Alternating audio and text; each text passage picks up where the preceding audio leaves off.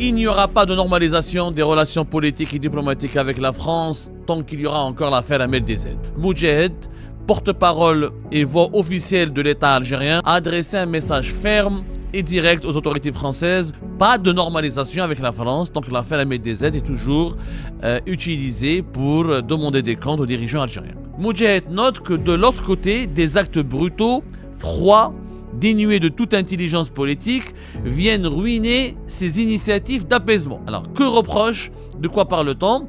On parle de l'affaire Ahmed DZ. L'affaire Ahmed DZ qui vient donc tout gâcher. On le voit bien, le Moudjahid nous le dit maintenant, refuse toute normalisation politique et diplomatique tant que l'affaire Ahmed DZ n'est pas close. L'Algérie s'attendait, le régime Tebboune en tout cas, il s'attendait à la libération de Smaïl R. Et en plus, c'est que dans l'affaire Ahmed DZ, il y a des preuves, il y a des indices. Il aurait fallu faire quoi? Il aurait fallu relâcher ce voyou qui aurait donc contribué au kidnapping, à la séquestration d'Ahmed DZ. C'est comme ça que la justice devrait agir selon le régime Tebboune. Ce chantage, il en dit long sur les intentions malsaines des dirigeants algériens actuels. Toute normalisation des relations avec la France serait malheureusement impossible et elle va inéluctablement échouer. Il n'y aura pas de normalisation des relations politiques et diplomatiques avec la France tant qu'il y aura encore l'affaire Ahmed DZ.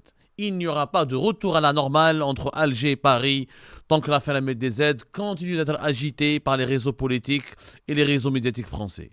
C'est en substance le message que vient d'adresser officiellement et substantiellement par le régime algérien, le régime Tebboune, aux autorités françaises. Ce message, c'est le quotidien gouvernemental El Moudjahid, le plus célèbre quotidien public étatique algérien et l'un des ancêtres, pour ne pas dire l'ancêtre de la presse en Algérie. Moudjahid, porte-parole et voix officielle de l'État algérien, à l'étranger comme sur la scène internationale, a adressé un message ferme et direct aux autorités françaises dans un article qu'on pourrait qualifier même de missile.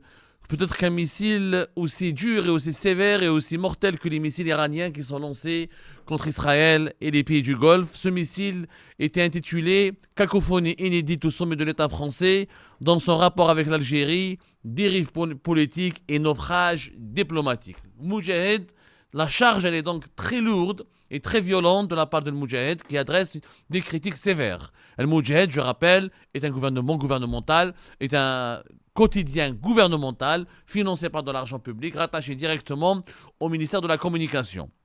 L'homme qui a signé cet article, très étrange, très violent, très brutal, alors qu'on pensait qu'à la suite de la visite de Laurent Nunez au mois de février dernier à Alger, que les rapports allaient s'améliorer, que les relations étaient en train de aller vers le meilleur du monde possible, en tout cas allaient notablement, significativement s'améliorer ou aller vers le meilleur, eh bien le Moudjahid, par la plume de Brahim Tekhroupt, qui est le rédacteur en chef, même pas le rédacteur en chef, qui est le directeur général, le directeur de publication de Moudjahid, qui est l'homme qui a interviewé Abdelmajid Tebboune à plusieurs reprises, très proche du clan Tebboune, un homme réputé pour ses connexions directes avec le directeur de la communication, le responsable de la direction générale de la communication au niveau du palais présidentiel. Cet article donc, qui est plus un éditorial, c'est même pas un article d'information, c'est un pamphlet, un manifeste, dans lequel Moudjahid nous apprend qu'il n'y aura pas de normalisation, que la sentence au niveau de l'État algérien est très claire, la consigne elle est encore plus claire que la sentence qui est prononcée dans cet article. Pas de normalisation avec la France, donc l'affaire Ahmed DZ est toujours utilisée pour demander des comptes aux dirigeants algériens. Voilà ce que nous dit le Moudjahid dans cet article. Dans le concert des relations avec l'Algérie, chacun joue son octave à Paris où le chef d'orchestre agite obstinément sa baguette pour donner du sens à l'absurde. Entre le palais de l'Élysée, le quai d'Orsay et Matignon, l'orchestre est désordonné au point de produire une symphonie insipide, décousue, pour ne pas dire tout simplement de la pollution acoustique. Vous l'avez bien remarqué, c'est un français très soutenu. Les mots, le registre négatif, il est très utilisé. Et le registre péjoratif pour illustrer une situation paradoxale. Le Moudjahid qui a fait sortir cet article, comme vous le voyez à l'écran, le 28 mars 2026. Nous vous avons pris un capteur d'écran pour que vous puissiez le voir.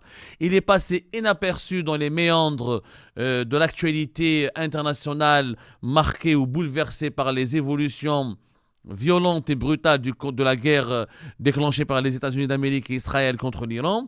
Mais cet article ou cette missile, ou cette missive, ou ce pamphlet devrait nous intéresser de près parce qu'il contient plusieurs messages subliminaux, pour ne pas dire des messages directs, où le gouvernement algérien où le régime Tebboune, encore une fois, lance une mise au point et avertit les autorités françaises qu'il n'y aura pas de normalisation tant que l'affaire MDZ n'a pas été enterrée ou officiellement enterrée enterrée dans les tiroirs de la justice française.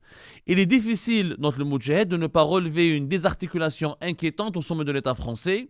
D'un côté, des gestes d'apaisement savamment orchestrés, déplacements de personnalités officielles, déclarations apaisantes et appels téléphoniques. Dans ce chapitre, la visite de 2 jours effectuée en février dernier par le ministre de l'Intérieur Laurent Nunez à Alger a ravi les observateurs politiques qui voyaient un réel signal de réchauffement. Encore l'appel téléphonique de Jean-Noël Barrot le 16 mars dernier à son homologue Ahmed Attaf participe à cette mise en scène diplomatique. Moudjahed, donc là, il considère que c'était une mise en scène.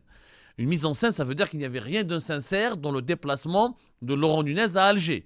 Alors que les 2 jours de visite officielle de Laurent Nunez à Alger ont permis vraiment de débloquer certains dossiers en matière de lutte contre l'immigration clandestine, en matière de coopération sécuritaire, en matière de coopération dans la lutte contre le narcotrafic, en matière de reprise des migrants algériens ou de certains migrants algériens au profil très dangereux. Et Laurent Nunez a été reçu très chaleureusement par Abdelmadjid Tebboune, qui lui a donné la promesse qu'il allait procéder à une normalisation des relations politiques entre Alger et Paris. Et bien, pour le Moudjahed, cette visite n'était finalement qu'une mise en scène diplomatique. Et pourtant, le Moudjahed lui-même et les autres titres de la presse algérienne, lorsque Laurent Nunez était à Alger, ils avaient salué cette visite, ils avaient dressé des portraits assez élogieux de Laurent Nunez, ils avaient même considéré Laurent Nunez comme étant un dirigeant diamétralement différent de Bruno Retailleau, son prédécesseur qui était haï, honni par les autorités algériennes parce qu'il était considéré comme un algérophobe et un provocateur et un élément déstabilisateur des relations entre les 2 pays. Moudjahed note que de l'autre côté, des actes brutaux, froids, dénués de toute intelligence politique, viennent ruiner ces initiatives d'apaisement. Alors le Moudjahed au départ, il nous dit que ce n'est pas des initiatives d'apaisement, c'est une mise en scène diplomatique. Mais regardez les contradictions. Depuis l'arrivée de Tebboune au pouvoir, le régime algérien cultive l'incohérence, il érige l'incohérence, il élève l'incohérence au rang d'un art, un art sophistiqué. Alors on nous dit maintenant que ces initiatives d'apaisement sont ruinées parce qu'il y a un proverbe bien de chez nous qui résume à bien des égards sa situation. Le labeur du chameau, cet animal a la fâcheuse habitude de piétiner rigoureusement le travail qu'il vient lui-même d'accomplir tout au long de la journée. C'est exactement ce qui arrive dans l'Hexagone. Alors, que reproche? De quoi parle-t-on? On parle de l'affaire MDZ. L'affaire MDZ qui vient donc tout gâcher. Et comme on l'avait dit nous-mêmes lors d'une émission récente, rappelez-vous, le 26 mars dernier, on vous a diffusé une émission sur notre chaîne YouTube où nous avons expliqué comment et pourquoi l'indignation du régime algérien par rapport à l'affaire MDZ, elle n'était pas sincère. Elle soulevait des interrogations. Vous allez avoir cette émission à l'écran. Elle date du 26 mars 2026. Et elle parle exactement ce que nous avons dit. C'est à l'époque le chargé d'affaires de l'ambassade de France à Alger avait été convoqué par les autorités algériennes pour s'expliquer face à ce qui a été considéré comme une atteinte aux intérêts suprêmes de l'Algérie. Vous avez la dépêche de la PS à l'écran. C'est une convocation officielle. Le lendemain, cette convocation elle a eu lieu au lendemain du 25 mars. Le 25 mars 2026, effectivement, la justice française a rendu une décision surprenante selon El Moudjahed qui trahit une faillite morale et politique. En effet, selon El Moudjahed, elle a décidé de prolonger d'1 année supplémentaire la détention provisoire d'un fonctionnaire consulaire algérien incarcéré depuis avril 2025. Et nous, on avait fait une émission sur notre chaîne YouTube, on avait dit, attention, cette indignation des autorités algériennes, elle soulève des interrogations. Voilà. On n'avait pas. Elle soulève plus de doutes que de réponses. Et on avait expliqué que la tournure internationale sans précédent prise dans l'affaire MDZ, elle témoigne ou elle va toujours imposer un malaise, ou elle va toujours planter dans les relations entre l'Algérie et la France un malaise très ambiant qui empêchera la réconciliation. Pourquoi ? Parce que les autorités algériennes, on le voit bien, le Moudjahed nous le dit maintenant, refusent toute normalisation politique et diplomatique tant que l'affaire MDZ n'est pas close. Le Moudjahed a réagi violemment. Pourquoi ? Parce que la justice française, elle a prolongé d'une année supplémentaire la détention de certains Smaïl R, un adjudant-chef, un militaire qui relève des services secrets algériens, qui est militaire, qui travaille pour les services secrets algériens au niveau de la DDSE, la direction de la documentation de la sécurité extérieure, et qui travaille au niveau du service visa du consulat d'Algérie à Créteil. Et ce fonctionnaire du consulat d'Algérie de Créteil, qui est impliqué jusqu'au cou dans le kidnapping et l'enlèvement et la séquestration d'MRDZ, la justice française a décidé de renouveler son mandat de dépôt pendant une année supplémentaire.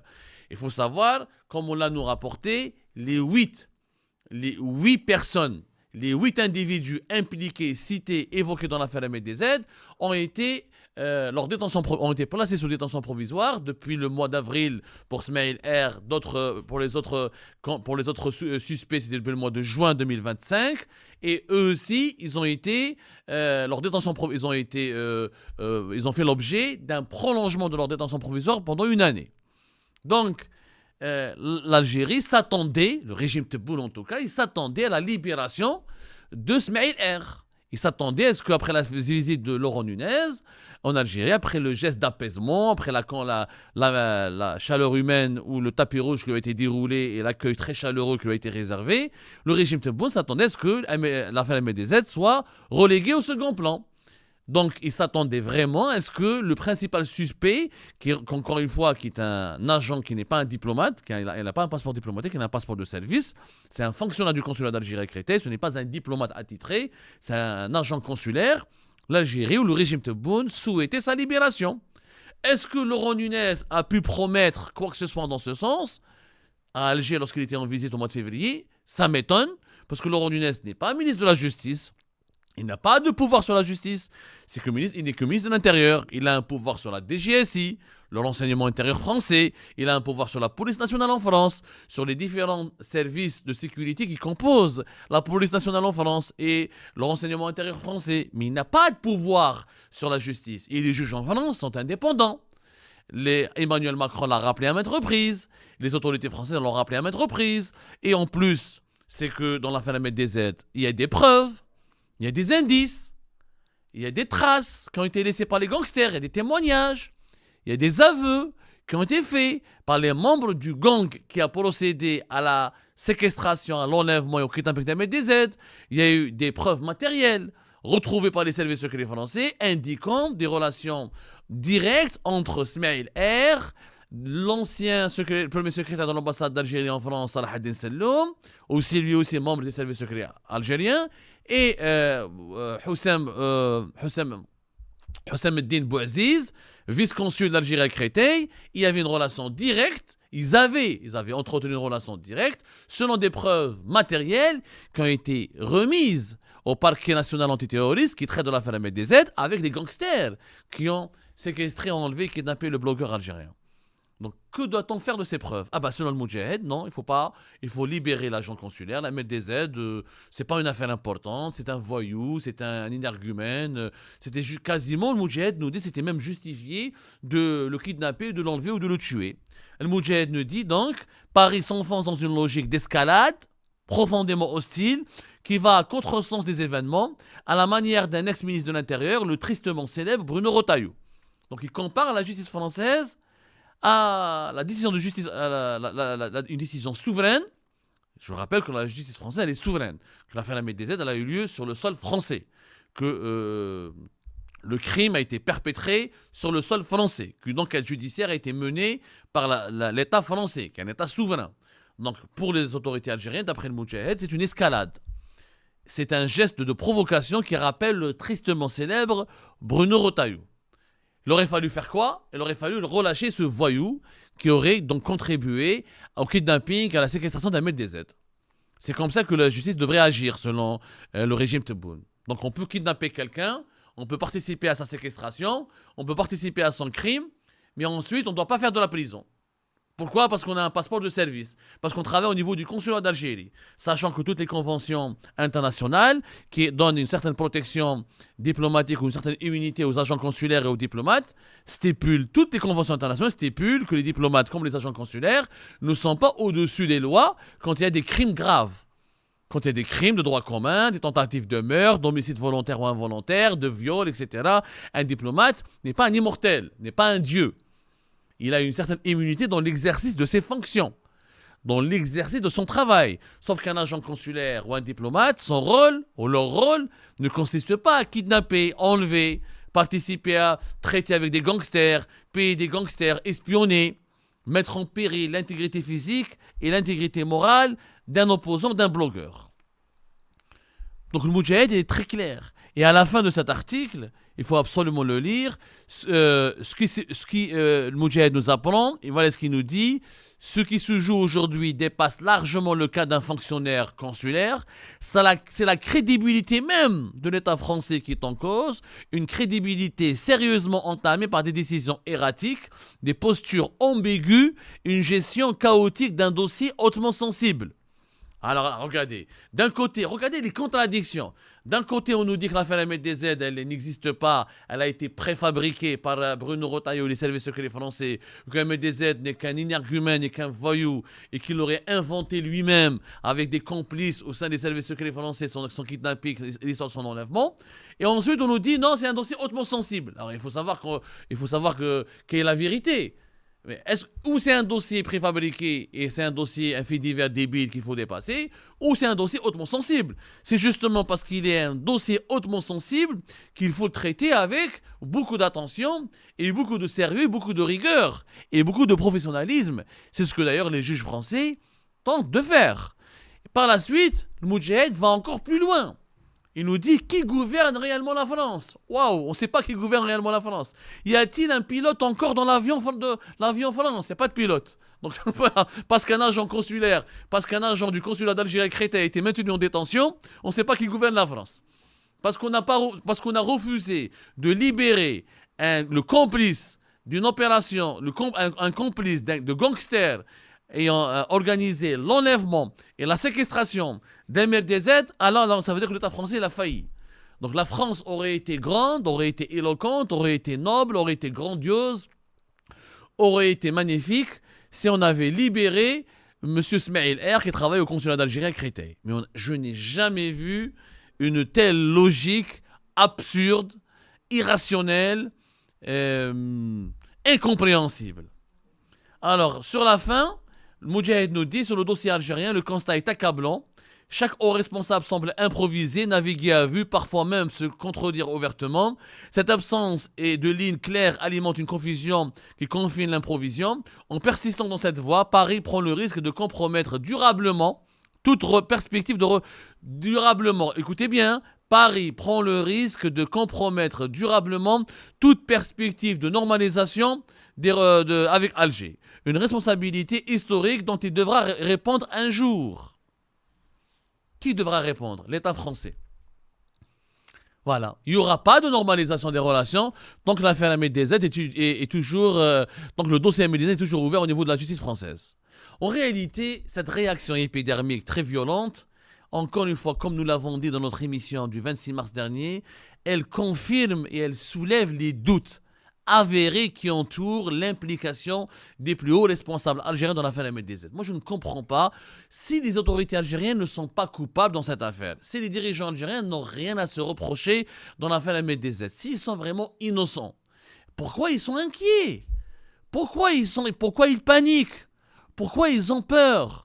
Mais pourquoi ils veulent empêcher à tout prix la justice française de mener son enquête jusqu'au bout? Si Smaïl R est innocent, il y aura un procès. S'il n'y a pas de preuve de sa culpabilité, il y aura un procès, il sera entendu, il va se défendre. Il a des avocats. Il aura la présomption d'innocence existe en France. C'est une détention provisoire. Ce n'est pas une condamnation définitive.